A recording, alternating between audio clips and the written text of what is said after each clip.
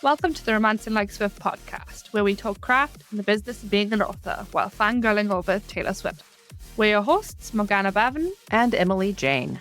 On this podcast, we'll discuss what authors can learn from Taylor Swift. There are many amazing Taylor Swift podcasts in existence. We know this, but our focus is on mining Taylor Swift's lyrics and business practices for tips to help our fellow authors excel in their careers. Today we're talking to Becca Syme again because we enjoyed it so much last time and we still have so much to say on so many topics. This session is going to be focusing on how authors and Taylor deal with criticism from the usual reviews and critiques end of things, but also the external, almost unnecessary things like people trying to slander Taylor for no reason other than the fact she's successful. We have no idea how this conversation is going to develop, so we'll just dive in and see what happens. Hi, Becca. Hello. Thank you for having me again. Last time was so much fun, so I'm very excited for this one. Yeah, we're very excited to have you back. Yay. Yeah, I don't even know where to start, really. I guess the reason I came to you with this topic was because I was releasing a book and had gotten the first slew of negative comments. And I guess I was going off on a spiral. And then Taylor Swift has released Touch Poets Department. We're recording this at the end of May. So it's been about a month and a bit that we've all had Touch Poets to sit on. But that album released and she had a mixture of critical, of happy, people loved it. The records were being broken and she was just stamping through all her previous success and setting a new bar. But then there was also a level of criticism that seemed completely out of the blue to me as somebody who loved Touch Poets Department. And I guess that got me thinking about how she is in a state where she's dealing with it so well. And I don't understand how, being somebody who has also released something and I was a neurotic mess. And yet she's got it together. I'm hoping Becca can shed some light on how we tackle these things. Yes, I definitely can. And for context too, we have all watched the same interview that she did when she accepted the Woman of the Decade, where she goes through like, I did this and you said this, so then I changed and did this, so I would finally be okay with you. And then I did this instead, and then you still criticized that, so then I changed. And I did something else and you still criticize that, so I changed. It was like I kept doing what you asked me to do and it still wasn't okay. And I feel like people who are really internally okay with criticism understand that you can't take the content of a conversation and the actual outcome of a conversation as two logically connected pieces. For instance, when someone says something to you, like, I don't like your dress, they may or may not actually mean that they don't like your dress. They might be having a bad day. They might have gotten fired. They might not like you as a person. They might want to hurt you. They might be insecure about how pretty you are. There's 1,000 different reasons that someone can say this thing, but you changing your dress is not going to make them feel better about you. And I think that's part of what Taylor learned throughout the process of doing and releasing all those things, is that people are very hurt. They are very frustrated. They are not happy. No one is happy all the time. And the criticism is coming from people who are unhappy and frustrated. And I can't change that state of being in them by changing myself. I feel like some of what we do when we start understanding the bigger context of critique from people is understanding that if you think about the content, if you can't see my hand, I have 2 layers. Content is one layer and conditions is another layer. Conditions is like, I'm mad, I'm not okay, my mom doesn't like me, my husband is going to leave me, I think I'm fat, like, etc. That's all the conditions about me when I'm giving you criticism. The content is, I don't like your dress. That's one layer. That's 10% of the actual conversation. 90% of the conversation is the conditions that produce the thing. And most people are so unconscious about the conditions that are producing their criticism, that they don't know that you changing your dress is not actually going to make the conditions better for them. It's not going to make them not be jealous of how pretty you are. It's not going to make them not be frustrated by getting activated by the color of dress that you were wearing, or the fact that you remind them of a girl who rejected them when they were 16 years old. You can't change any of the conditions of the person, which is what produced the criticism, which is why when people critique you and you change, it doesn't make them happy with you. It's not about you. I think that's what Taylor learns, is that people criticizing people who are successful, people criticizing other human beings, people criticizing their friends or their spouse or partner is not actually about the other person. It's about the condition inside of me, the critiquer. And that's the one thing that if I'm the receiver of the criticism, I don't have access to. So me changing me is not going to help that. I have so many examples of this in my own life where I have been critical of someone or something, and I am, in an optimal case, I am aware as it's happening that it is not about the thing I'm critical of. I'm often not, or in retrospect, I can look back. But the best example, and I don't know when we release these podcasts, if this will actually come after the first podcast we did.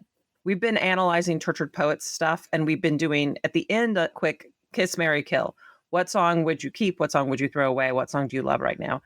And do you remember, Morgana, when I did my kill for Florida? I'm openly blatant about the fact that it references Destin. It's this thing that when my kids were little, a bunch of other moms were taking their families to Destin over the summer. It is absolutely an ink blot test of my relationship with families that my kids went to school with, that I don't like that song. It has nothing to do with the song. It has nothing to do with the content or her performance or anything else. It just, because it's about Destin, Florida, I'm like, ugh.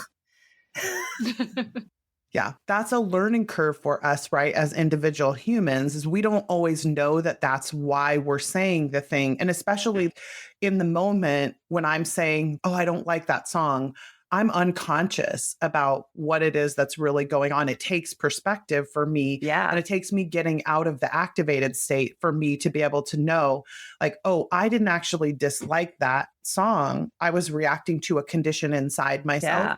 And that takes a lot of courage to admit that that's why you said that, not just for Emma in particular, but also just for humans in general. Right. It takes a lot of courage for me to say, when I'm talking to my boyfriend about how I feel about our relationship, for me to acknowledge that most of how I feel is about me and not about him. Right. Most of how I feel about the way that he treats me is about how I feel about myself.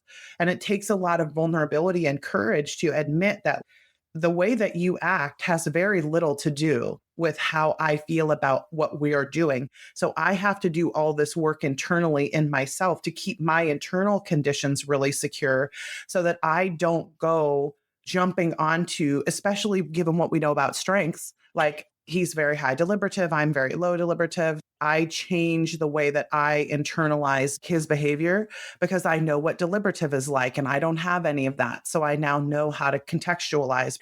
And I think this is what we don't do enough of, is we don't contextualize enough of the way that the facts produce data or stories in our heads.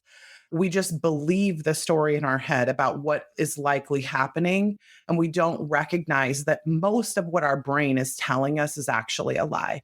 Most of what is going on in our head is us madly trying to make sense out of stuff that we don't understand.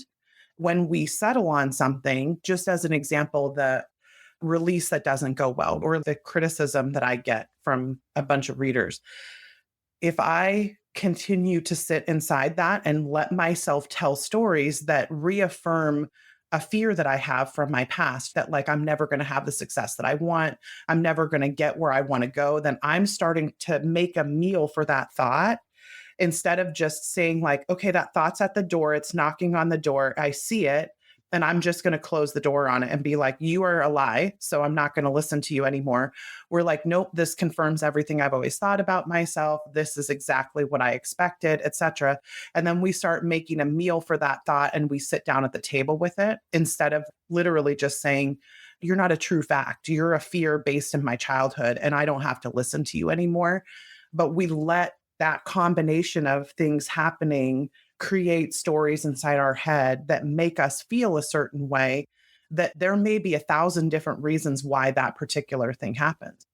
Isn't it hilarious how this entire situation, everything you've just said, makes me immediately think of how we produce characters and character wounds, and they all have these misbeliefs.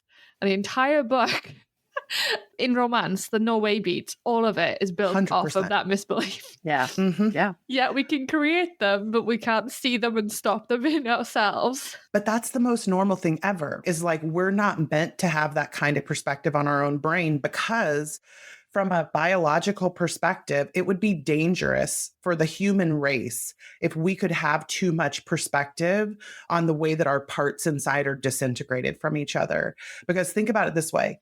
What humans are the best at is survival. We are the best at surviving because we need to continue to propagate as a species. So we are the best at surviving like a virus.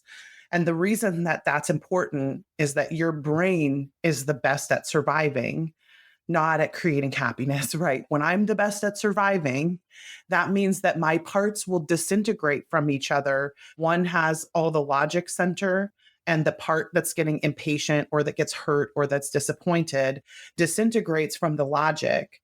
Because if there's a lion out there that I need to run away from, I can't be thinking, oh, that lion, what kind of lion is that? I wonder if it's dangerous or not. No, your brain needs you to disintegrate from the part that's logical so that you'll just run away and stop being around the lion.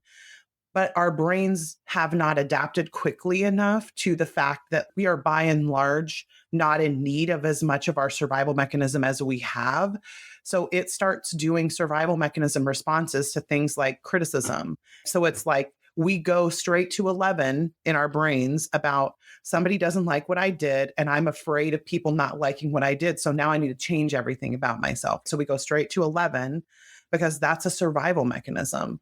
You are not meant to have perspective about that because your brain needs you to not have perspective about it. But when we're in safety and we know, okay, bad reviews aren't going to kill me, lack of sales isn't going to kill me, people not liking me isn't going to kill me, caveat that. There's always the exception to that last one. But by and large, it is not going to kill me if people don't like what I do. But my brain doesn't know that. It disintegrates from the logic when I get critique because I'm not currently faced with a lion. So there's nothing to make that survival mechanism busy. So it's like, oh my God, the email. I'm so scared of returning this email because what happens if somebody doesn't like the response that I give? In my brain, I see this picture of me looking at my computer and seeing a lion. And I'm like, oh, garbage information. I need to back all the way away from that survival mechanism because the email response is not going to kill me. People cannot like me, and I will still be alive with them not liking me. I may not be happy, but that's not the goal of my brain. My brain is just to stay alive. And then I have to use my conscious brain to produce happiness and joy. But I need to rein in that survival mechanism part that is believing the content that my illogical brain is producing, which is you're going to die if somebody doesn't like your book. That's what it's basically telling you, is like, go into fight or flight right now. This is very dangerous. Change everything about yourself to make people okay with what you're doing. Change everything to make the sales happen. When the reality is all of that content is not condition, but your body's reacting to it as though it's condition, as though it's truth. It's so complicated. This is why I'm like, when you asked me at the beginning, I wonder if there's answers. And I'm like, I have answers. There are answers. We won't like them because it doesn't change the release. Yeah. And what we really want is to change the release. But again, that's because we think that a bad release is a lion. And it's actually just not going to hurt us at all. It's just something we need to learn how to get past. Can I go a little deeper into childhood trauma a little bit? Because I think for those of us who grew up, I'm one of them, with emotionally immature or narcissistic or emotionally unstable parents, that childhood trauma of there were real negative consequences to us not being the perfect child that our parents wanted in that moment. Never mind that that perfect child would not have filled whatever hole they were seeking, but there was emotional unsafety. There was, not for me, but in some cases, physical unsafety for kids who were not able to mold themselves into the perfect child in that moment. And if you're still dealing with anyone out there who's still dealing with that kind of childhood trauma of knowing that if you said the wrong thing or you didn't act fast enough or you spoke out or whatever it was, there was a consequence. And to somehow be able to disconnect that if I am imperfect, I am unloved reaction, unloved meaning unsafe, physically and emotionally unsafe. Not just, oh, it's not ooey gooey, it's potentially dangerous. Being able to disconnect that from professional things that are happening in our lives. I think in my earlier career, I struggled a lot with trying to get parental love from editors and agents and people like that. I see now what I was doing, and it was not emotionally healthy, but I didn't have the tools to say, like, okay, you and I are working together on creating a book, but your criticism of this does not mean that I am unloved and I am unsafe. I didn't have those tools that I have now. And recognizing that and breaking that down for myself has helped a lot, I think, because it keeps the criticism from making me as, I don't know, reactive. I don't know what the right phrase is there. Mm-hmm. Yeah, activated. It keeps you from being active. And I do think this is particularly challenging because so many of us who are creatives come from these situations, these childhood situations. And I think that either being more emotionally in touch with that sort of childhood trauma or having experienced it, whatever it is, I think that that's the thing that makes us a great writer. My troubled childhood is what allows me to escape into a world of my creation. I do not think I would be the writer I am if I hadn't had this childhood trauma. But I also then have to understand that childhood trauma in order to go back to the computer and write more. Wow, did I just like super bummer bring it down? No. I wanted to wait and see if Morgana had anything to say, because I do actually think that that awareness in particular is the difference maker for a lot of us. Because if you think about the Sarah Baldwin, who's a thinker in this arena right now, in the arena of like nervous system activation stuff, right? She has this really great metaphor that if you've ever seen like a city wall that has fortifications and then there are guards on top of the wall, that there are parts of our brain that are standing guard on top of the wall and they're looking out, constantly scanning vigilantly for danger because they want to solve the danger. Because again, our brains are the best at survival is really the reason.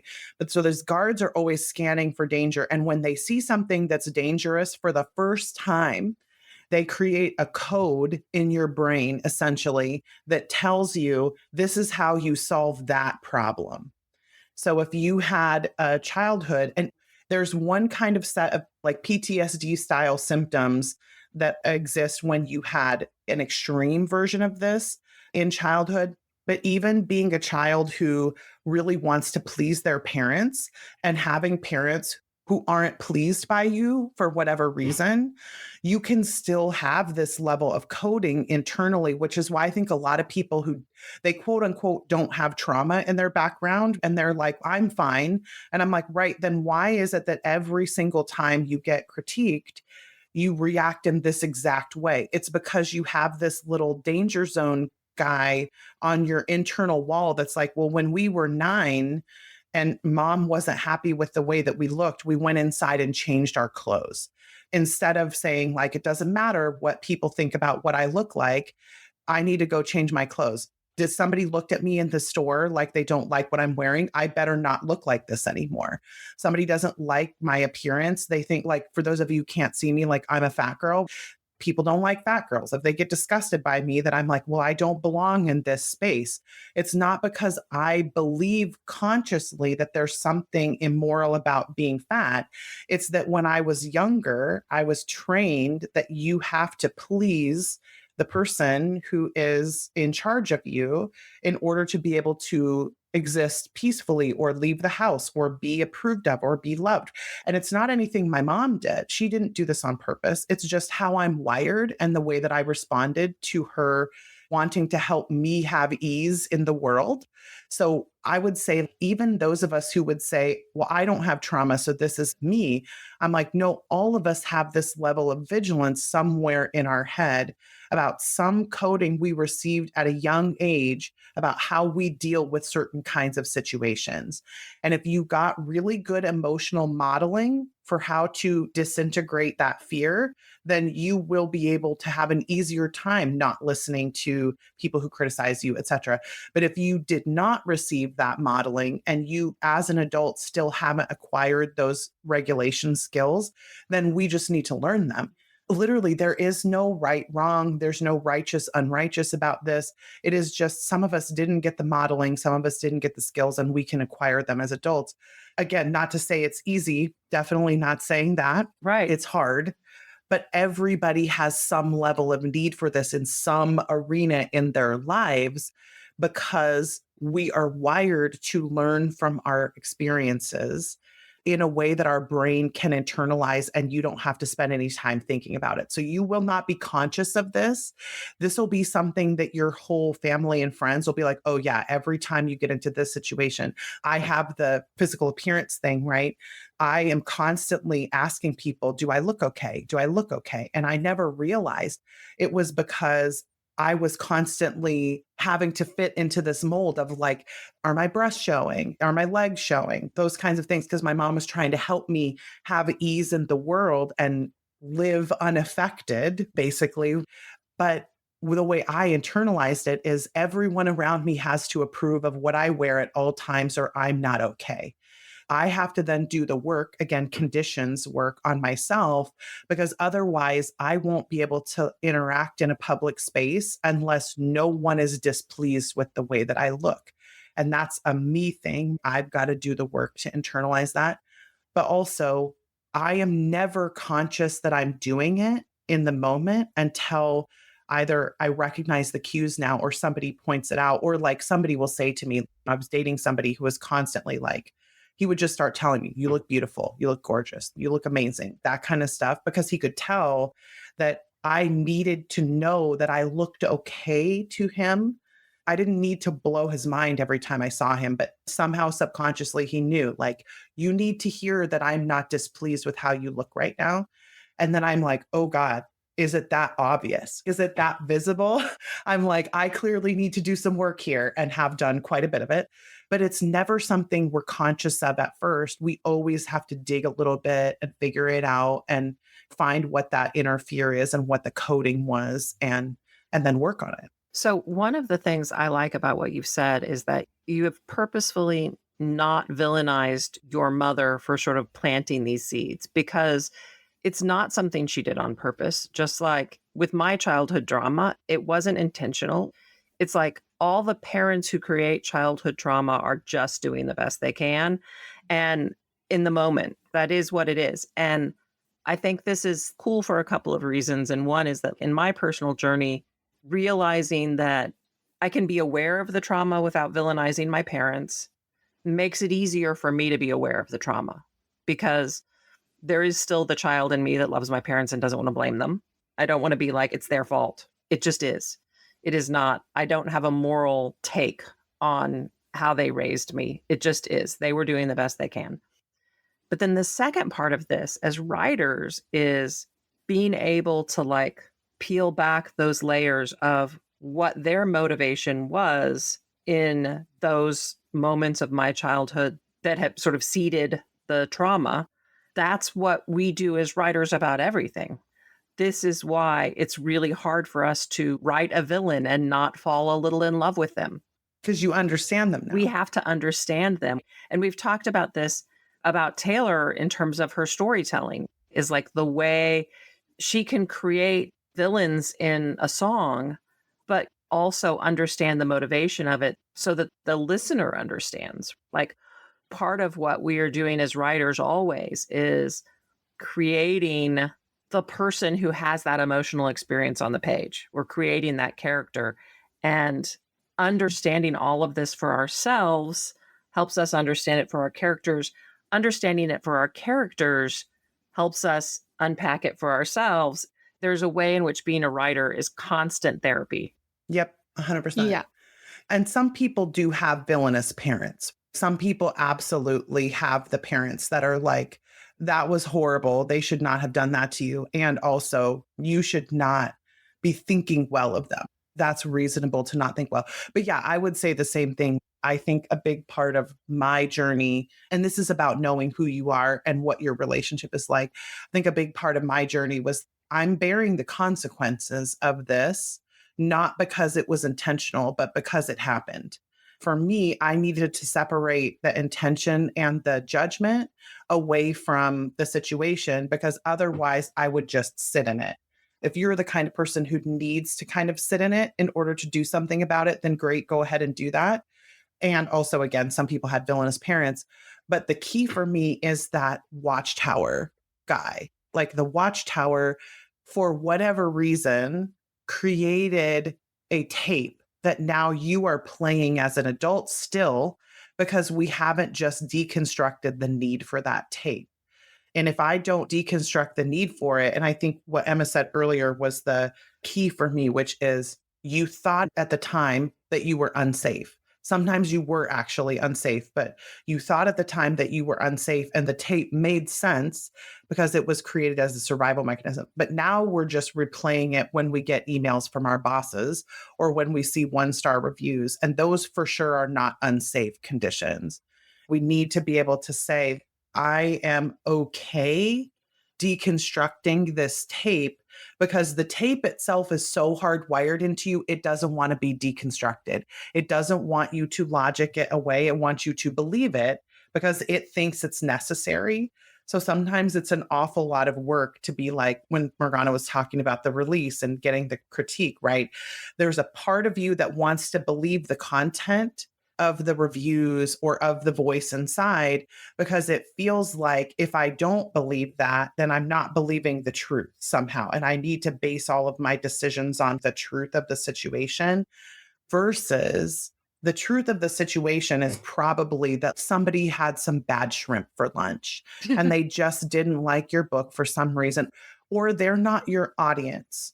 It is possible, of course, that you need to change something about the book. I'm never going to discount the fact that that is possible, but that would be something I want you to be able to make that choice after you have deconstructed the need to listen to that critique, rather than saying because they've critiqued it, that means that something has to change, because that feels like making the thought a meal. I think part of my problem with critique is not even critique, but anything negative or anything that goes in the wrong direction. My gut instinct is to run away. Or if somebody is telling me, so in the very beginning when I first finished a book and I handed it to somebody and they told me it was good, my immediate was, is it really though? Are you just telling me that because I want to hear that? Or do you actually mean that? And then it's like, well, how do I know when they actually mean it? So when I get a negative review, my brain immediately goes, see, there's the proof. Even though I know it's completely wrong, it latches onto it as if it's proof that the self-doubt that I have and I've carried and tried to deal with for years is true. And everything else I'm trying to push is the lie. And I guess like step one is recognizing it. Mm-hmm. But unfortunately, even recognition doesn't stop the emotional fallout. No, and honestly, in the very beginning, if you go back to Taylor's speech, right, and she's talking about the first albums that she was making, like I did this and you said this and I changed this and it still wasn't okay. When you're in the middle of all that, the reckoning, I guess, with the voice, you will absolutely believe the criticism for a while. And then you hit the point where you're like, oh, wait, no matter what I do, there's criticism. One of the questions you had asked before we started recording, which I thought was really, I feel like we need to talk about this, is that you had said there was a response to the Tortured Poets album that felt out of pocket because it seemed like such a good album and why would people dislike it, etc. And I was like, oh, everybody has these secret rules in their head that we all play by. And then my question for Morgana was going to be, do you think it's possible to create an album that everyone will love and no one will like? No. But do you think that subconsciously? I know you don't think it consciously, but do you think subconsciously that there's a way to make everyone happy by just creating a good enough product? I think probably. Yeah, I think you do. It's like the hope, isn't it? Yep. And that to me says there's a secret rule in your head about what criticism means about a book or about an album or about etc. Because to me, as the quality of something goes up, the critique of it goes up. As someone gets more popular, the critique of them increases. Again, not because the content isn't good. Objectively, the content is good. But as soon as people see something good, their desire is to tell you why they don't like it or to tell you what is actually bad about it. So I would say when I think of like how we execute some of these skills, how do you get to the place that Taylor was at the Decade Award? Some of it is these little steps that you take in the direction. There's this dependent skill chain of like, how do I become okay with critique or criticism? It's like there's a skill gap in the very, very beginning at the baseline of this skill chain that is an information gap. It is knowing why people criticize things and knowing whether or not it's possible to create something that will receive no criticism. Or that if you just are good enough that you'll hit a spot where there's no critique. And the downside is that there is no spot. The better you get, the more attention you get, the more you're going to get criticism. So then knowing that that is the truth, there is no way for me to escape criticism if I want to sell a lot. You know, when you can have no criticism, when no one buys your books, that's when you can get no criticism, is because no one's reading it. I think that's the way part of my spiral started, like pre-release. I look at it and I can quite clearly see where I slipped because I had spent about 2 years with this emotional distance between me and reviews. I released my 4th book and somehow I found that. And then I started going viral on TikTok. And I have no control over my accounts because if I post, they go to the wrong place. So my assistant has to post, but my assistant sleeps. And I'm 12 hours ahead of my assistant. So then all the negative comments flood in and I can't do anything about them. So going viral on TikTok was extremely stressful for me. But then I started to see the dips in the average star ratings. And I realized that my permaphrase had hit so wide that now they were negatively impacted. The books going viral were negatively impacted because people are picking up books that they shouldn't be picking up because it's not what they like to read, but they just jump on it for the sake of it. And you see that dip, and we're conditioned in the industry to think that if a book dropped below an average of a 4, it's bad. My brain immediately goes to Taylor's reaction to not getting the Grammy. It wasn't for love, but for reputation, not getting the Grammy for reputation. And her response was, I just have to make a better album. And I think that's such a vicious cycle for us to get into, but we're all stuck in it. Yeah. And this is, again, when we listen to reviews, when we listen to the fear about what it means, we're listening to content. We're listening to content. And this is a conditioned situation. This is like 2 or 3 years down the road from where you are in terms of if you continue to work on this, you'll eventually get into this space. This is not a today expectation for you. You'll get there. And I believe you will get there if you consistently do the work to disconnect the content from the conditions, because the garbage information comes from the industry. The garbage information comes from other people. It doesn't just come from inside of our heads. And I can tell you from studying so obsessively and aggressively that I basically have no life, I can tell you from studying success so obsessively that almost everyone is wrong when they are attributing things to what makes things sell and what doesn't, especially when they're trying to sell you some kind of a system that's going to make something sell. It's like, almost everyone is so wrong about what that, and I'm not saying I have the answer. What I am saying is the answer is different than what people think it is, because the answer is, I'll get to that in a second. But remember back in, because I know at least Emma has been at the RWA National before, where like you'd be at a big giant conference and you'd have a whole bunch of agents and editors sitting on a panel and everyone was asking them questions. It'd be like the top agents and editors of the day back in, like, let's say 2009, before the indie revolution. And everybody would be saying, what do you want? What do you want? What do you want? And their answer 201 was, write me a good book. Well, what does a good book look like? I don't know. I'll know it when I see it. This is the problem. That is still the freaking answer. That is still the correct answer. What makes marketing work? A good book. And I don't mean if it's not working, it's not good. What I mean is the process of existing and succeeding in this industry is so complicated that we can't explain how you get there. We can explain sort of sometimes how some people got there, and they will attribute much, much more to their tactics and strategies than they probably should. Because if it worked for everyone, it would actually work for everyone, and nothing works for everyone. So there clearly is something else going on there. And this is the thing I think people don't understand: correlation versus causation. You cannot say there is no tactic or strategy out there that every single person who's used it has had success with it. Nothing. Because there is nothing in tactic and strategy that causes success to happen. Success is such a complicated multivariable factor, but there's a reason why the agents and editors used to always say, just write me a good book. And it's because that's the only thing that we know for sure we need to happen. Even writing a good book won't cause sales necessarily, but we know that you can't have a sale after that book if it's not good. So we can create all the sales that we want for a book that isn't good. And again, good according to what the readers want, not good according to what a writer thinks is good. That's different.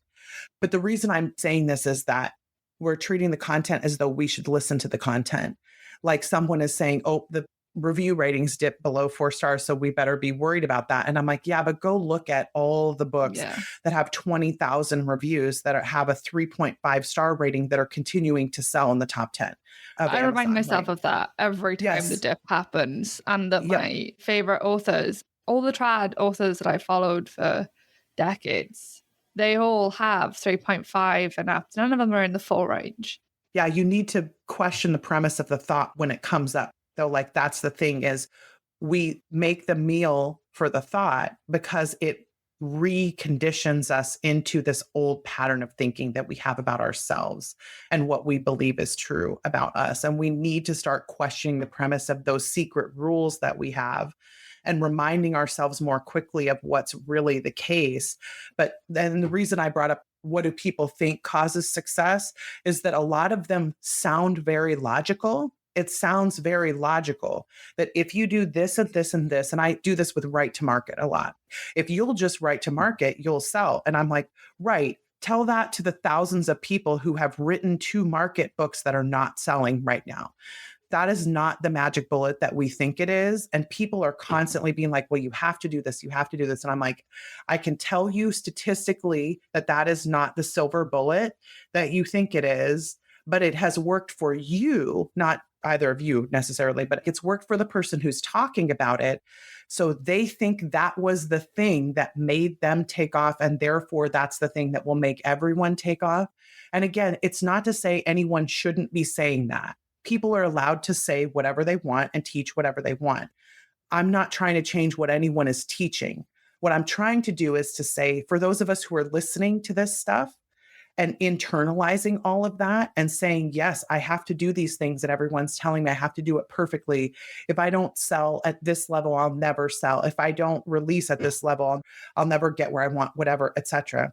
You are taking content at face value when the actual thing we need to be worried about are the conditions of my heart, my soul, my space, my physical body. How do I feel about my life and what I'm here to do? How secure do I feel about the reason that I'm on this earth? those are the things that are going to make you feel this thing that you want to feel, that you think success is going to bring you.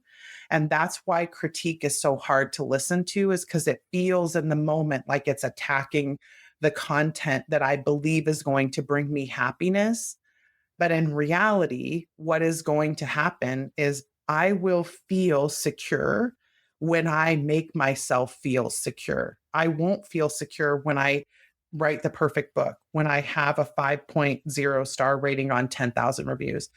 You'll always be waiting for the 1 star. You can have 10,000 5 stars and you'll always be waiting for the 1 star. If we don't train ourselves to remember that I am okay if no one likes anything that I ever do, I am still okay. I belong here. I belong in this industry. I belong in my family. I belong in this world. I belong.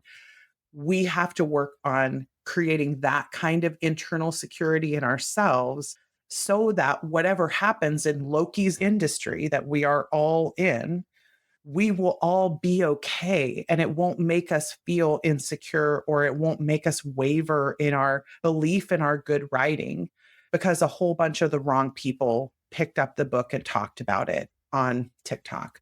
And honestly, getting negative comments from people who are not your readers is exactly what you want to happen. It's exactly what you want.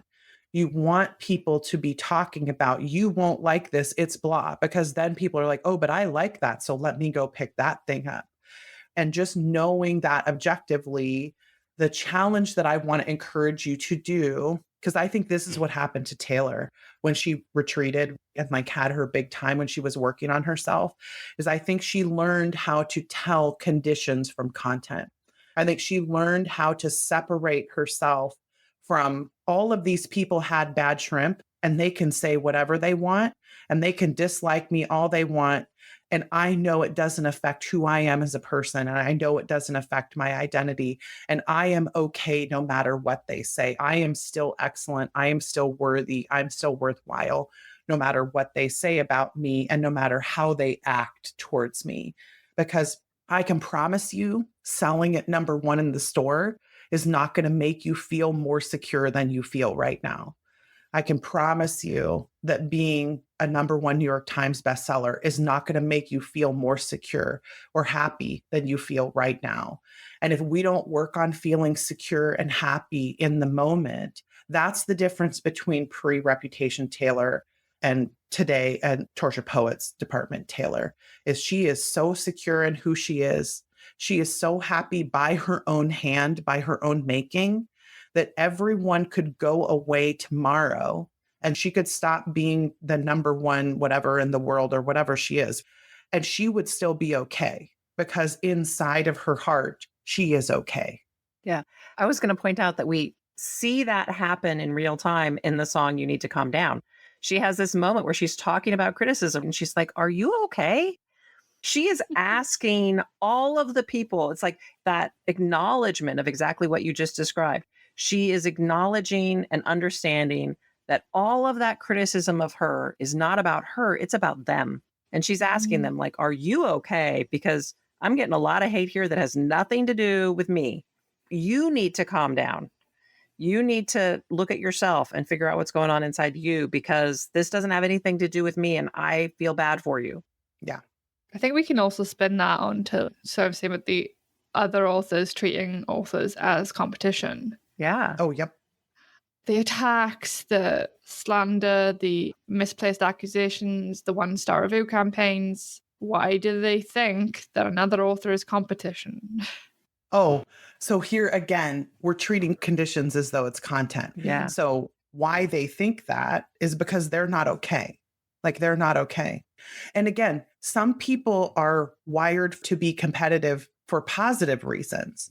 There's a competition strength in the Clifton strengths. So some people, if you think about somebody like Usain Bolt, we are a faster human race today because people who are as competitive as Usain Bolt are so obsessed with becoming faster than every other human being on the planet. Yeah. And then someone else wants to compete with him and become faster than him. And then we all collectively get better in that way.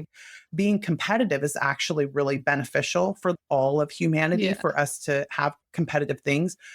But when people are doing something that is the review bombing and things like that, that is just evidence that they are not okay. They're not okay inside themselves. They're treating content and conditions as though they're the same.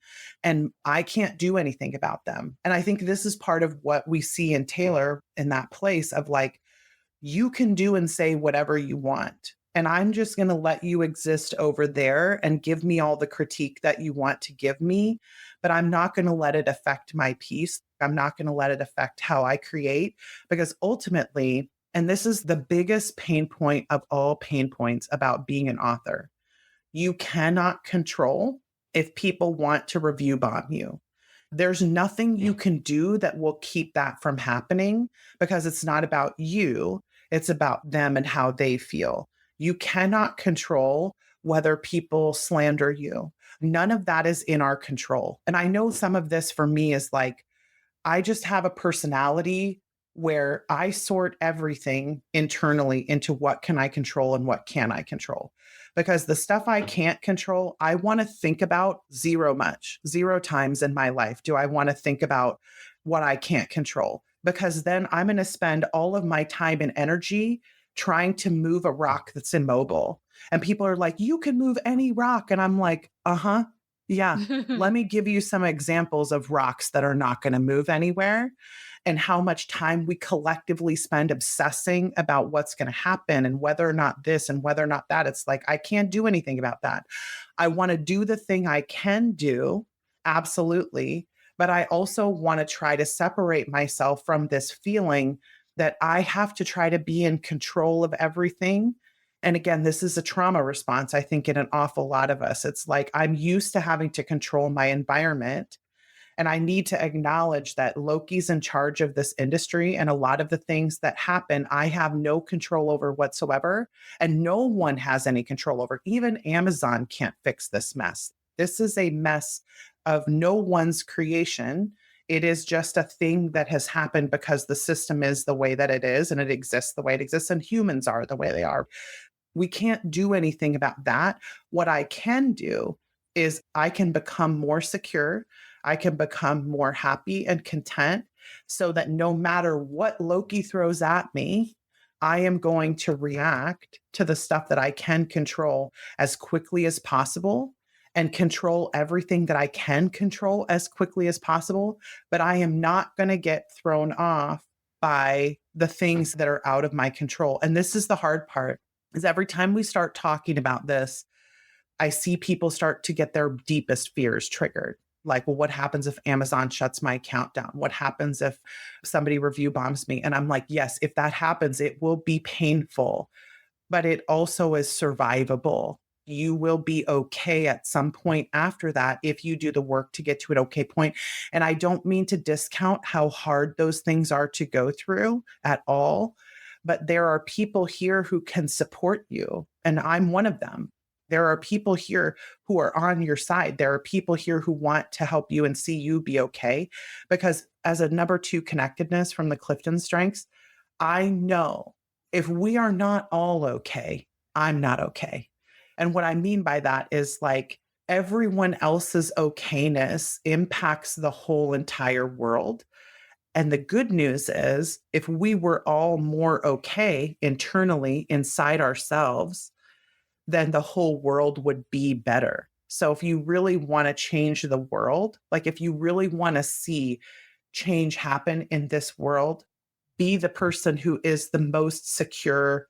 If you've ever seen like a root system where like underneath the ground, you see the one tree up there, but underneath the ground, the root systems are all connected to each other. I want to be the most secure, most okay version of me, so that when I'm connected to the other people under the ground around me, that my okayness helps to make them know that it's possible for us all to just be okay.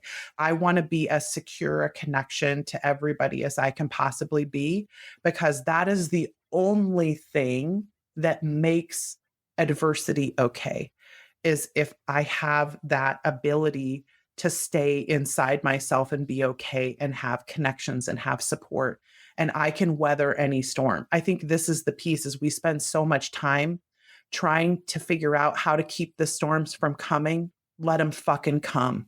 Let them come. We want the storms to do what they're going to do, because I can't control the storms, but I can control how I respond to it. And that's the thing I want to take ownership of. My agency is not in the story that happens around me. It's in how I act in my story. And that to me is the most exciting and liberating. It is the most heroic or heroinic, whatever that word is, but it is the most inspiring thing about being a human, is that I can always make a choice to make my security go higher. I can always make a choice to be more connected or more, no matter what's happening. And again, I don't mean to discount anyone's suffering or anyone's difficulty. That's not what I'm saying. What I'm saying is there are things I can't control. And the more time I spend thinking about them, the more depressed and frustrated I get. And the more time I spend doing something about what I can control, the happier and more in charge and the more aligned I feel. One of the things I absolutely love about the romance genre is that we are providing an emotional roadmap for emotional growth. Every time someone reads a romance novel and loves it, they are internalizing the idea that emotional change is possible, that healing is possible, that growth is possible. And this is one of the ways in which I think, or one of the reasons I feel like the romance genre is so important. We're like creating this wave of change is possible, growth is possible, healing is possible. And that is what you get in every single romance novel. That's coded in the core of the genre, is that people can become stronger, better, healthier, emotionally people. Yep. Morgana, if you happen to have futuristic at all or strategic or any of Number like us, one. here's what I think is probably happening when you think about those things, is that when you think about someone review bombing you, it's not just a theoretical thing for you Yeah, when it's you're high happening. futuristic. You're actually living inside of that feeling in the moment. And the benefit of having futuristic is that you're constantly being wired to come back and do the one thing. Like, what's the thing I can do to keep that future from happening?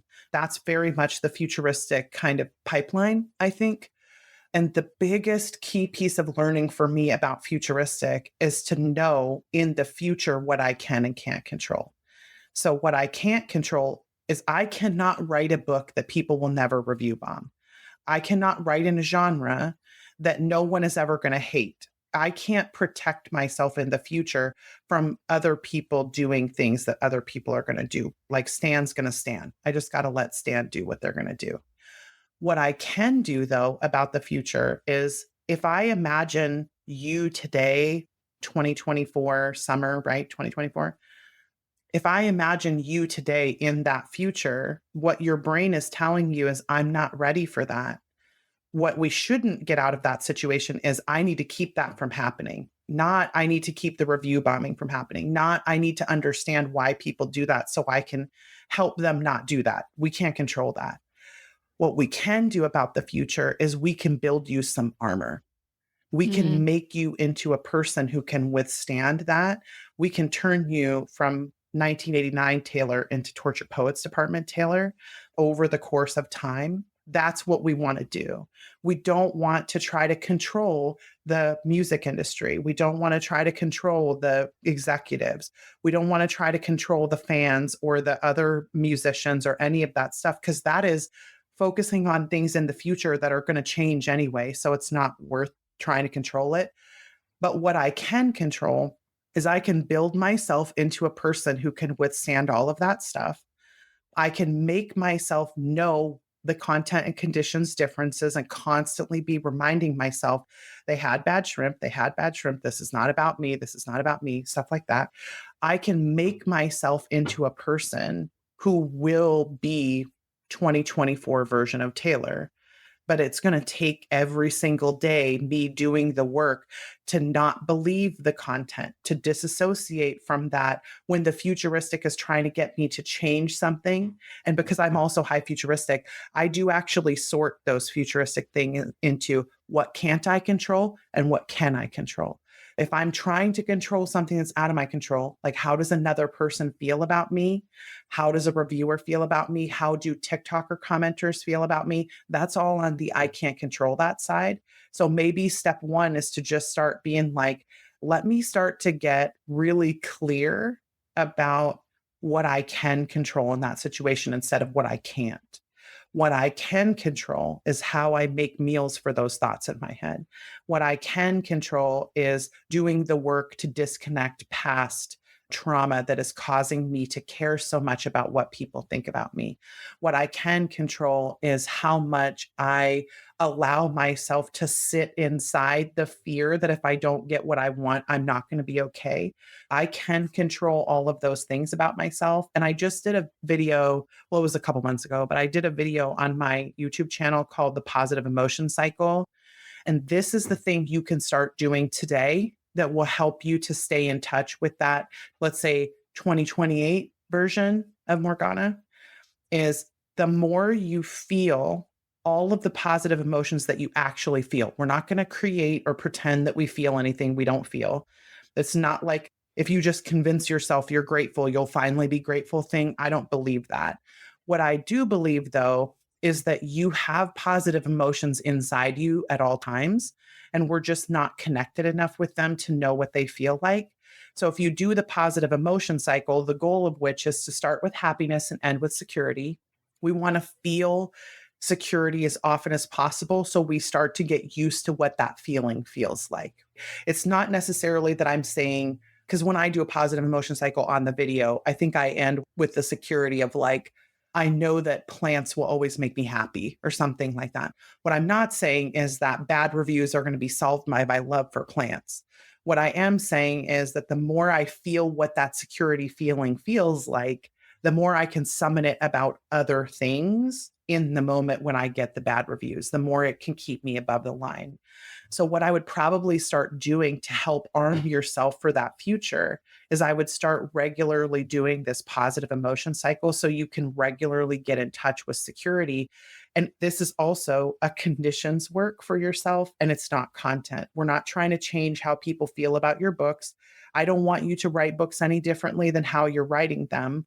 I want you to focus on the content inside of you or the conditions inside of you so that when you get to the place where you do get the critique after you've done the best that you can do, that you are okay with getting the critique and you can objectively watch it and say, you know what, some of that's right. I think I might change some things next time, but I'm not changing it because I'm scared that it's going to kill me if I don't change it. I'm changing it because I, as an artist, would prefer to do things differently than I have done them in the past. Like, I want to see the 2028 version of you be so in control of the way that you produce security for yourself that literally anything could happen to you and you would be like, huh, okay, let's deal with this and we'll be okay.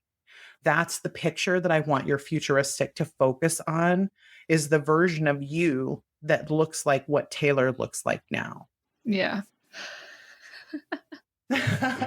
Talking to you is almost so much to process. I know. And even just watching you every time, I'm just watching you do keynotes, anything, it's like, right, brain blown. Yeah. Now steps. Yeah. And taking that step process, if the positive cycle is kind of the first step because it's helping to recognize that conditions, what's the next step? We want you to be able to get to a point where you can disagree with the thoughts. Mm-hmm. But not everybody can disagree with the thoughts right away. Because when I talk about the thoughts are going to knock at the door and you want to not make it a meal, people constantly are like, but how do I do that? And I'm like, well, you have to become a person who's in touch enough with your security and who understands what's going on in the parts of your brain so that you are okay saying back to that. I call it using the parental voice. This is how I do it in myself. In fact, I just did this last night and we were sitting around talking about something and I got to a futuristic place and I literally just stopped myself and I was like, oh, Becca, and you're futuristic. Like, you're going to be fine. It's okay. You don't need to know everything about what's going to happen. You're going to be fine. I literally just was talking to myself out loud. And the person who was sitting next to me was like, are What's you that okay? And I was like, no, it's fine. I have to take the parental voice with my futuristic sometimes because if I don't, it thinks it's in charge. And I'm like, sorry, buddy, you're not in charge around here. Becca's in charge. And we are not going to let the futuristic go to a place that is not helpful for Becca because that's not what you're here for. Futuristic is not there to make you feel insecure. Futuristic is there to make you feel so secure about where you're going and about what you believe and know is going to happen to you. It is not a talent that is created for fear. It's a talent that's created for hope. When I know that that's true about my futuristic and I can separate myself in a secure way, I can separate myself personally from the futuristic. That might be step 2, is being able to say, I'm not scared, Morgana. I'm not scared. My futuristic is getting scared because it sees something very clearly that it's frightened of happening. So it's not me who's feeling that way. It's my futuristic. You need to do a little bit of separating because then the step after that is using the parental voice on that part.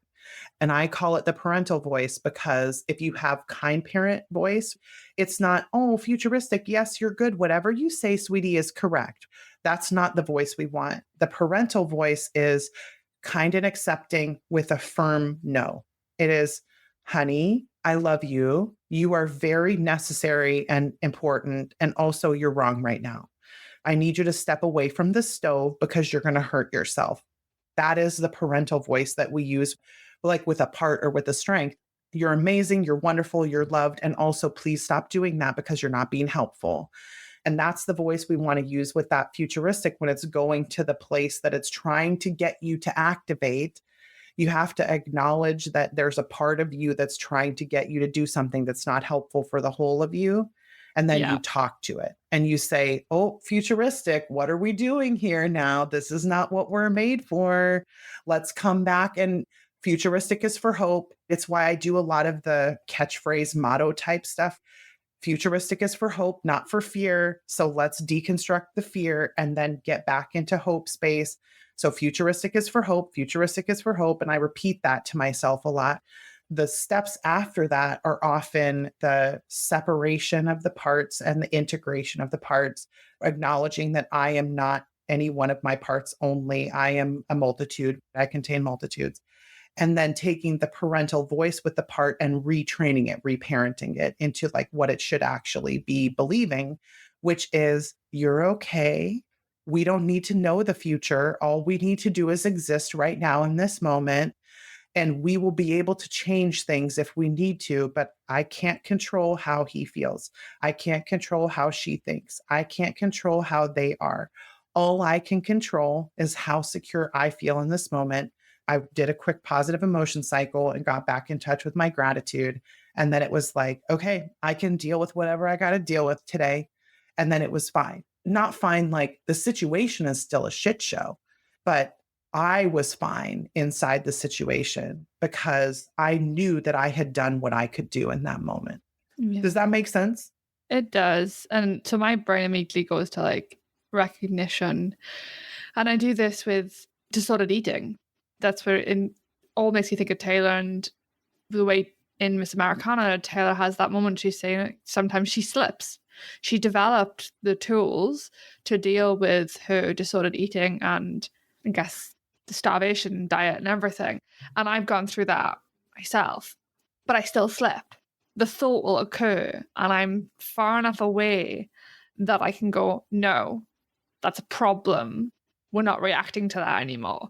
And that's what she's had to do when it comes to like stopping her actions that make it worse. So like magazines, taking photos and zooming in on her and stuff, and that she says that she used to zoom in on herself and still catches herself doing it. And when she does, she has to stop herself and back away and remind herself that you don't do that anymore. And that it's like it's a tool I'm used to in a different part of my life, but I'm not used to using it in my author life. Mm-hmm. Part of it, though, is because you're believing the content. Like you're believing the content in the author life, because clearly your rules about eating are lies. You've disconnected that enough to know that that's a lie. But in the author world, though, we believe all content. That's essentially what's happening, is like, I'm going to believe everything that everyone, including me, tells me about the industry and my books and what it takes to be successful, etc., instead of treating all of that information. Again, this is why we do QTP. It's because every single thought that we have needs to get questioned if it's not serving us. Like if it's not helping me, I need to question absolutely everything, because if I don't, I'm caught up in these patterns that were created in times that are not like the times that I'm in times when I couldn't provide for myself. I didn't have support. I wasn't in control, et cetera, et cetera. So all of my patterns were created in that space. And I need to take that control back where I can have it and reparent myself so that I can have the emotional stability and control that I need. And I'm not reliant on the outside world to produce that for me. I am able to produce it for myself. And then the key for me in terms of why I'm able to use a tool in one space and not in another is that you practiced using it in the other space. So now we just practice using it in this space, practice questioning the content all the time, and then you're going to be able to use it in that space as well. But you just don't have the practice. And some of it, again, like the baseline is always the information gap. You knew that that's what you were doing in the disordered space, but you didn't know yet that that's what you were doing in the author space. Now you know that.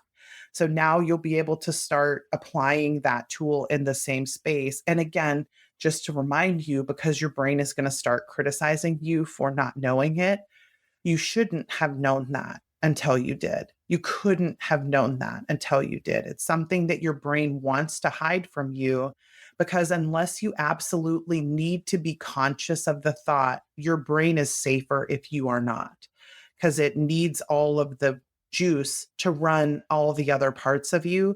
And the more conscious you are about your thoughts, the less juice there is for other stuff. So your brain was doing exactly what it should have done, and you were not doing anything wrong. It was just an information skill gap that now you've closed. So now you know what to do. I love how you got in front of that, Becca. You anticipated that she was going to start criticizing herself, and you're like, nope, I've had this conversation enough before. I know to, yeah. This has all been so thought-provoking. What you said about whether I was futuristic or high strategy, and like my top 10 are apparently all strategy. Yeah. And I have responsibility. So the responsibility fights with the futuristic. And when I fail, I beat myself up for it. Right. Yes. I would definitely do some work then with the parental voice there, because that responsibility desire is there for a reason. Like it's there to help you be reliable and keep commitments, but it is not necessary in this situation. The responsibility is okay taking a back seat when you release a book that doesn't please people. But again, you may need to do some deconstruction work about old tapes and stuff. Yeah. And that's what I think. So with the reaction, my instinctive reaction is to hide. And that's because if I hide, I can't acknowledge that it's not done what I wanted to do. Yeah. And therefore I can't get disappointed. Yeah. If it helps at all, one of the core baseline skills with futuristic is being able to tell. Do you have low adaptability? Are you like a bottom 5 adaptability by any chance? Adaptability is 34. Yeah. Okay. That's what I assumed. This is the easy sort of skill chain for high futuristic, especially number 1 futuristic 34 adaptability. The best thing that you do is to predict the future. The worst thing that you do is to adapt. Mm-hmm. What happens is futuristic gets so tied into, this is what I want, like this point out there is what I want, and here's the path I'm going to use to get there. When you have low adaptability, what happens is when you don't hit the place, you assume that the whole pathway is faulty and that means you can't get to the spot. If you could do some deconstructing work with that expectation that if it doesn't do what I want, it means I'm never going to get where I want to go. The whole point of futuristic is that the future can change at any moment. You can change it back. You can still get to the point you wanted to get to. It just won't be the way you thought. So with low adaptability, you have to deconstruct all of the things that you thought were going to happen and then recast the future that includes where you are today in that future. And it's always, always possible. And I use this example a lot of like going and reading biographies of people who are very famous and watching the adversity that they went through and how many times they failed and how hard it was for them so that you know the path doesn't look like this. It looks like this, Okay. right? And reminding your futuristic that the path shouldn't go in this way. I should be having failure. I should be having adversity. I should be having difficulty on my way to that place still. It's all still in the same trajectory. And then it just helps you to remember you don't need for everything to go perfectly in order to still get where you want to go. But you have to remind your futuristic of that because you have low adaptability. Yeah. Okay. I love how Becca was able to anticipate and get ahead of, she anticipated that you were going to start taking blame for those past behaviors. And she was able to just like jump right in front of that and be like, nope, what you did was right. In that moment, that was the right reaction. You need to realize now what that is. Yeah, futuristic moves so quickly into, oh, that future's not possible now. I clearly messed it up and now everything is ruined. Like if you've ever seen 30 Rock, there's this hilarious episode where they have a thing of the earth, right? It's Earth Day and they have a big thing of the earth and they have Al Gore shows up or whatever and the earth balloon catches on fire and Liz goes, this earth is ruined. We need a new one. And I'm constantly like, while Al Gore's standing right next to her, right? And I'm constantly saying, this is how futuristic acts is it sees the earth on fire and it's All like, ruined. this earth is ruined. We need a new one or we're never going to be able to have this thing that we wanted. When the reality is, okay, let's put the fire out for a second and then let's recast the future in a direction that includes what we have currently, because you can always get to the future that you want to get to. You just might have to rebuild some stuff or you might have to do some interpersonal work or whatever. But the journey, that futuristic hopefulness, the whole point of having futuristic is to be able to find the hope in the future. Just remembering this is what futuristic was made for. This is why it exists. It exists so I'll be able to find hope. So let me maybe deconstruct this pathway. Because what you were doing when you started internalizing the criticism, when I was talking about it, is you were listening to the content of your thoughts. You were saying, oh my God, I'm such a horrible person. How did I not know this? How stupid am I? How could I not have seen this, et cetera, et cetera. And I'm like, no. That's the content. We need to listen to the conditions. The conditions are, there's no way you could have known this.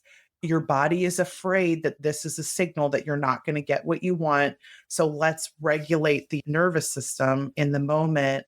And then remember that when you stop feeling that way and you look backwards on those thoughts, you have the perspective now of like, oh no, I was scared.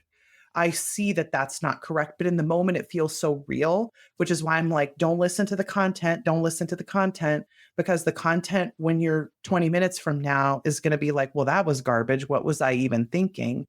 Because you're going to be out of the stress cycle. Yeah.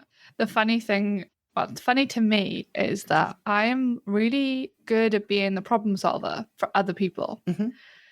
And committing to things for other people, like that responsibility. I will keep appointments for other people. But it was this whole thing in uni. I was seeing a therapist while in uni, and she was like, you can keep all of these appointments. You can go to classes, do the work, run the fencing club, do all of this extra stuff, but you can't commit to an hour for yourself.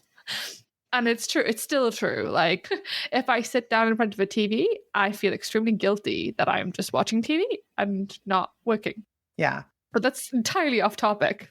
Yep. But that is a very responsibility thing to think. And then again, in that situation, I would say, let's deconstruct the content there because it's not. The conditions are, I start to feel unsafe when I start watching TV. I start to feel insecure when I start watching TV. So the goal is to remind myself all of this content that I'm feeling is just garbage information. I need to deconstruct and do the regulation. And I tell people sometimes, we joke about like, at some point, Becca's just going to make a bunch of ringtones so that I can be like, that's garbage information. That's garbage information. That's garbage information. And I tell people, go screen grab or screen record when you hear something I say that really strikes with you.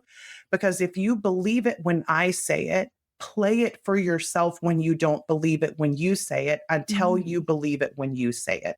I'm okay being the person that you listen to in the interim when you can't believe what you're saying. But if I tell you, statistically speaking, you should be resting at least a third of your time. Statistically speaking, it is not good for our brains to be working all the time. And I need you to rest at least the hour of TV. Let's at least get that hour of you not working because resting is working.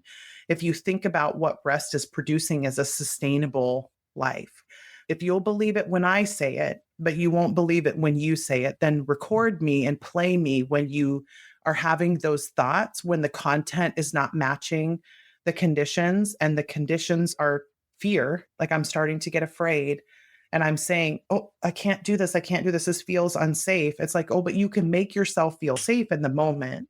And then you can allow yourself to do the thing because you do actually need to do the thing. Yeah. Just thinking like the recognition thing.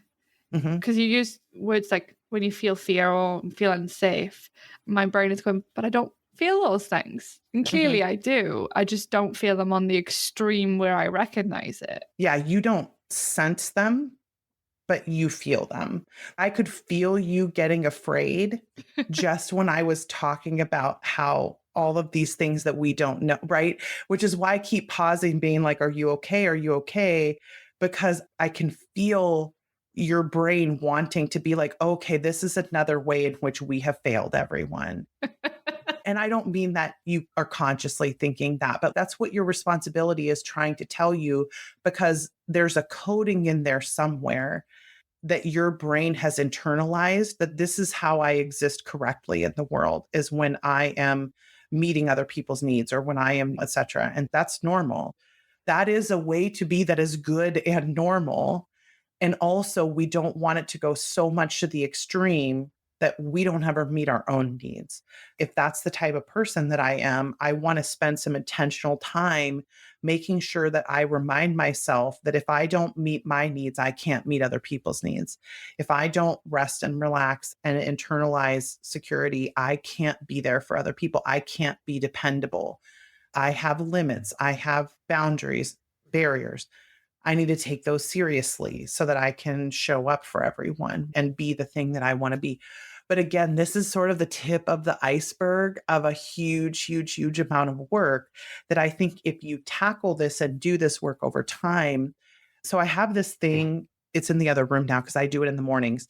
It's called a 5-year journal where you have like May 24th or whatever, and it'll be May 24th with 5 different lines on the page. And then you fill in the year. And I have like 2019, 2020, 21, 22, 23, 24. And so I can see how do I feel on May 4th every year for the last 5 years. And I was just yesterday looking through and I was like, oh my gosh, Becca 2 years ago was such a mess, just a messy mess. And because I would record, how did I respond to this particular situation when it happened? And I was like, whoa, girl. But I see the progress that has happened because I've been doing this work consistently, because I've been producing security more and staying in touch with myself. And the things that I can do now, I never would have even imagined it was possible to have some of the conversations with people that are important to me that I'm having today, because now I know in a way I didn't know 2 years ago that I'm going to be safe even if people don't like me. that I'm going to be Mm. safe, even if someone thinks that I'm ugly or fat or whatever. Like, I'm still going to be safe. If someone judges me outside in the world, I'm not going to die. And I did not think that 2 years ago. This is just a little tiny thing, just to let you see inside of me. Any of you who've seen me present at conferences know I always wear dresses. I never wear pants. I never, ever wear pants. And it's not a proper thing. It's not any of that. It is the fact that when I wear pants, you can see my stomach because I have like a apron belly or whatever it's called. And when I wear pants, I feel judged by people. So my big thing in this last 3 or 4 sets of conferences is I've intentionally been wearing jeans to present in so that I know people are allowed to think that I'm fat. People are allowed to not like how I look. It doesn't mean that I'm not still beautiful. It doesn't mean that I'm not still attractive to the people who find me attractive. It doesn't mean that I'm worthless or that I'm not wanted or any of those things. It just means something about them. That's on them. They are allowed to not like the way that I look. It doesn't have to change how I dress. I have never in my life, since I got to the size that I'm at, I've never wanted to wear pants in public because I feel so judged about that. And dresses feel safer because it covers more of those. I wear A-line dresses, right? It covers everything. And I have been making choices that I literally would not have conceived that I could have made. And it's all because of the way that I'm thinking in my head. It has nothing to do with how other people feel about me. There are still people in the world who are going to look at me and be like, ugh, who's that? That's gross. And I'm like, that's a you problem. You are not okay with yourself. You are not okay on the inside, or you're just not attracted to me and you're allowed to not be attracted to me. But previously, I was like, I got to change myself. And then if I couldn't change myself, if I couldn't change my physical body, which I have tried to do many times, I would change how I dressed, or I would change how I appeared, or I would try to accentuate parts of myself that I liked more than others. And it's like, no, that's not what we need to do here. What we need to do is change Becca's inner mind so that she's no longer allowing how other people think about her to be the thing that she makes decisions based on. She gets to have an opinion about how she looks that is correct. And she gets to have an opinion about what she feels the most comfortable wearing, which is jeans, by the way, which is correct. And it's okay for her. She'll still look good and be presentable, and people will still love her and all those things. But I didn't believe that 2 years ago. And the only thing that has changed, I'm 30 pounds lighter than I was 2 years ago, but that's not what changed. What changed was how I think about myself. That's the only thing that changed, because that's the only thing I can control. Yeah, I think part of it as well, it's hindsight. I think that there's the learning that we're talking about, but we categorize it as hindsight. When we were talking about like parental trauma and that our parents cause some problems we grow up with without realizing it. And you guys are saying that you don't blame your parents. I do blame my mother. I know that I blame her not because of what she said to me, but because of the way she reacts today. She doesn't accept that she did damage. There's something about that refusal to acknowledge the problem and move forward that catches me wrong every time. Mm-hmm. Responsibility. She's not taking responsibility for how she acted. Yeah, But that, exactly. I'm going to push back on that just a little bit. Isn't that still really about her, though? Yeah. I mean, it's about her not being able to acknowledge those darker parts of her or the failing. It still doesn't have anything to do with you. Yeah. If you're, I don't know, I'm not a professional therapist, obviously, but if you are in a place where you can see that her inability is not about you, it's about your ability and you being in your place of security. It's like, Yeah. I realize, to take a little like tangent, the last year or two of my life, I've really been leaning into the Voltaire's Candide, where he talks about his whole progress throughout the book is he's trying to do all of these amazing things. And then at the end, he's like, you know what? I'm just going to tend to myself. I'm going to take care of my own garden. And I'm like, yes, I'm going to take care of my own I'm not responsible for the rest of my family of origin's emotional growth. I'm responsible for my emotional growth and my emotional healing. And I'm just going to have to accept that their journey is their own journey. And I have to let that go because I can't make them go on that journey for me. Yeah, it is hard with high responsibility, especially if you have like an Enneagram 1 or something like that, where it's like, I expect that people are going to act according to their values, or I expect that people are going to take responsibility for things and things like that. Morgana, let me ask you a question. What would change for you if she accepted responsibility? Like, what would change? We're all talking about the weight issue. A lot of this is surrounding weight. And she still makes comments today about my weight that are hypocritical because she's obese. So I think part of it is if she took responsibility, there's for that trajectory. She plays the victim. I hope she never listens to this. She plays the victim, and anytime she's called out, she plays the victim. She can't possibly be wrong. She plays the victim, and she has a tantrum with you.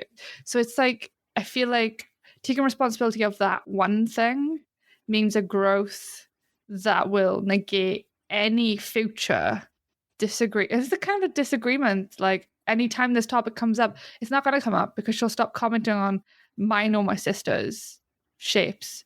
She'll stop commenting on what we eat. She'll stop commenting on how much we exercise. She doesn't exercise.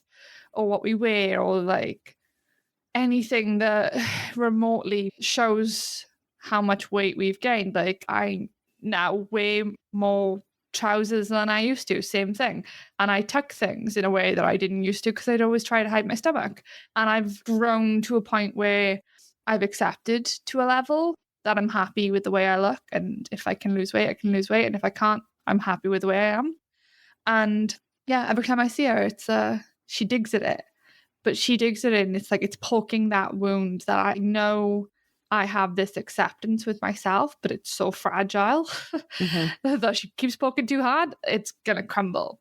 And it does on days. I have days where I slip and I completely fall apart and I can't leave the house. Yeah. But I'm in control of those days and somebody else hasn't pushed me over the edge whereas she pushes me over the edge. Mm-hmm. Have you ever read the book How to Do the Work by Nicole LaPera? No. I want you to read that book. Okay.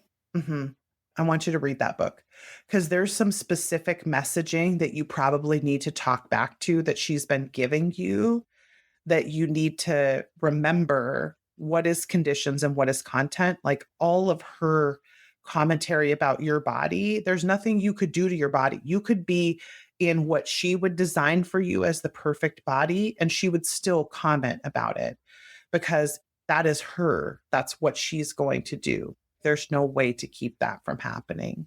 So what we want to do instead is try and figure out how to build armor against those messages because they're conditions, not content. But thank you for being that vulnerable, both of you, because we've talked about some deep stuff here, y'all, and some very vulnerable stuff here today.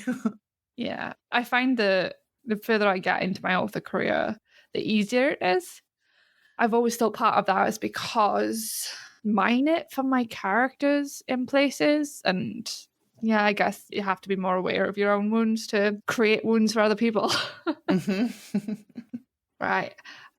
Do you have any more to say on criticism before you wrap up? Yeah. Let me just say one last thing. Okay.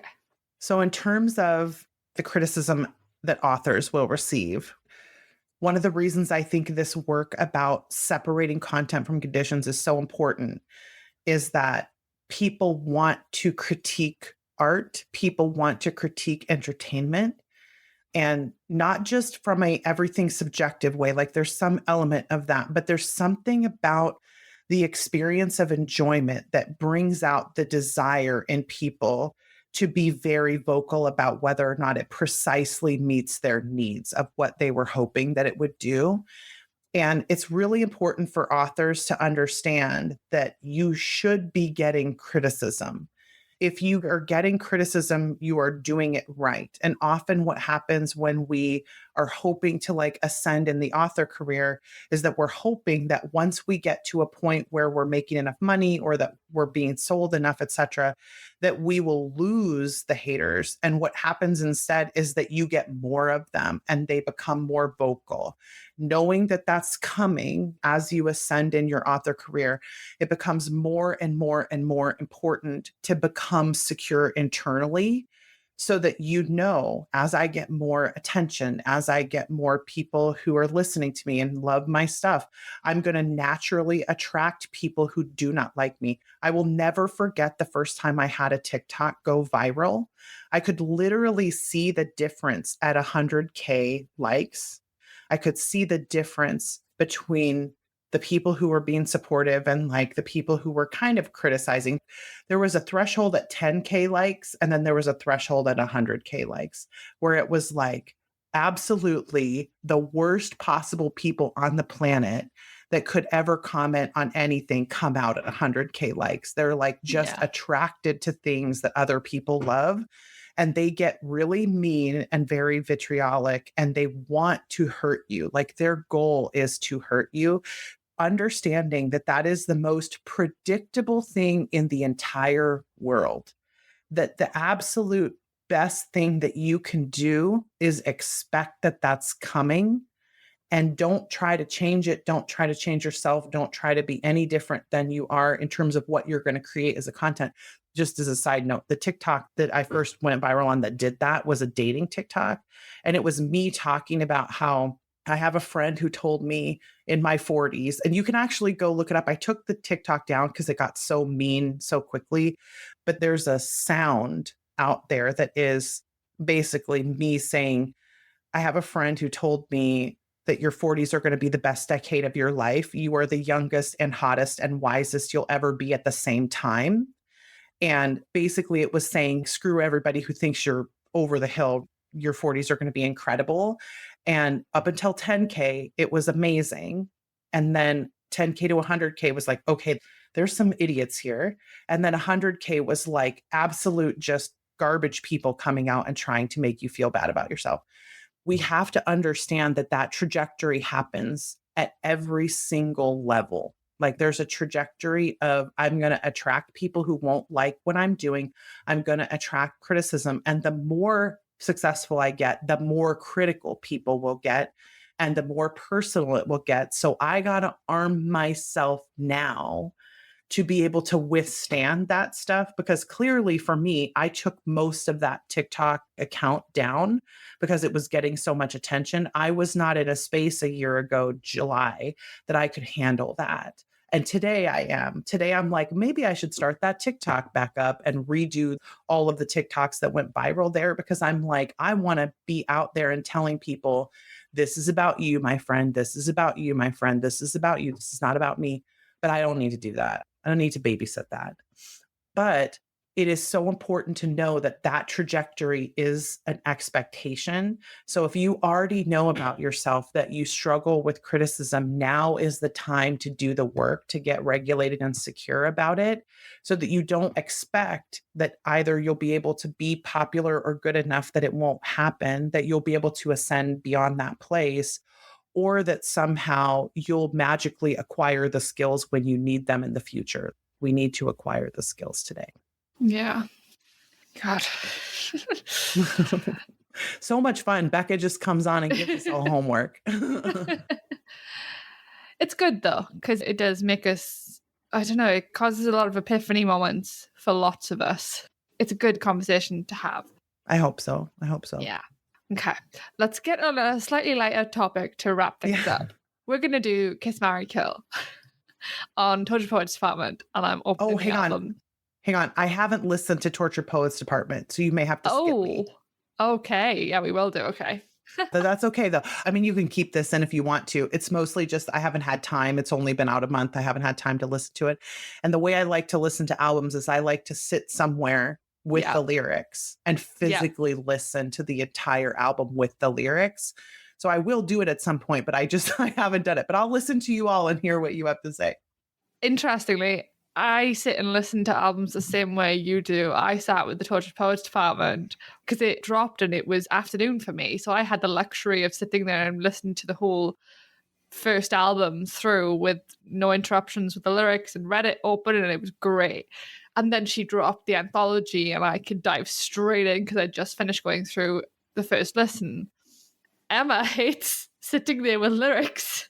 I need to listen to it as an album, just listening before I look up the lyrics. Oh. I need it like chunked like that for a long time before I can look up the lyrics. I like to listen to it over and over again, just listening to it. So I think we have found where the generation gap is. Because Becca, you're a couple years younger than I am. That's where the needing to see lyrics versus not. Because I was talking about it with friends who are more my age, and everyone in the group was like, no, you got to listen first. You don't look at the lyrics as you're listening. Oh, that's fascinating. Yeah. Yeah. Obviously, like I grew up pre-digital age, like I'm on the millennial cusp. And we had albums, like literal vinyls and stuff, right? That when we would listen to, we would lay on the ground listening to the vinyls with the liner notes and stuff. And that's still some of my favorite memories of listening to music as a child, was just like laying there listening to albums with the liner notes. But I really like to analyze lyrics. So I think I'm always looking at how did they construct this? What's going on? What are the rhythm patterns in the language and stuff? So yeah, I'm such a geek about that stuff, but I love it. See, I wonder for me if this is like, because I grew up in the age of vinyl also in liner notes, but I didn't have albums because I listened on the radio or I had copies. And is this like a wealth gap issue or something? My parents had a ton of vinyls. I would sit there. My mom had all of these Beatles 45s. Oh, nice. We would just sit there one after another and like listen to all these Beatles 45s.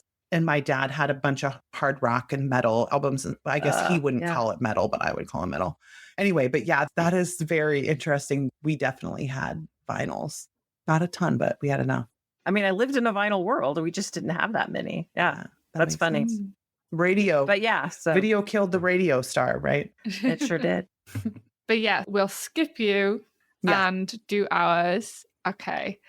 So Emma, which track are you going to kiss this week? I am going to kiss Black Dog. Okay. And then I am going to marry So Long London. And then again, when it comes to my kill, this is again one of those, it has nothing to do with the song itself, but Love of My Life is the song that's been playing in my head. Well, yeah. Loss of My Life. But it's the one that is in my head when I wake up in the middle of the night. The lyrics are playing in my head. I'm annoyed by it. I'm like, oh, can you just go away and let me sleep? So again, that has nothing to do with the song itself. It just is. Right now, you need to stop. Yeah. Yes. Yeah. Okay.